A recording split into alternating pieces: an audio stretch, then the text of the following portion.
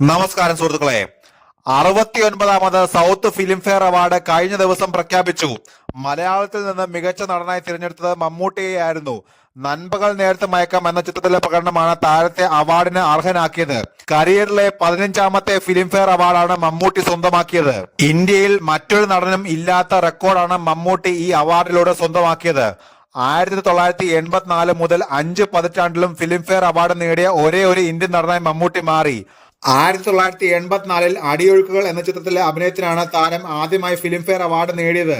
പിന്നീട് 1985, 1990, 91, 97, 2000, 2004, 2007, 2009, 2010, 2014 എന്നീ വർഷങ്ങളിലും മികച്ച നടനായി മമ്മൂട്ടി മാറി. ഏറ്റവും കൂടുതൽ ഫിലിംഫെയർ അവാർഡ് നേടിയ കമലഹാസന് പോലും ഈ ഒരു നേട്ടം നേടാൻ സാധിച്ചിട്ടില്ല.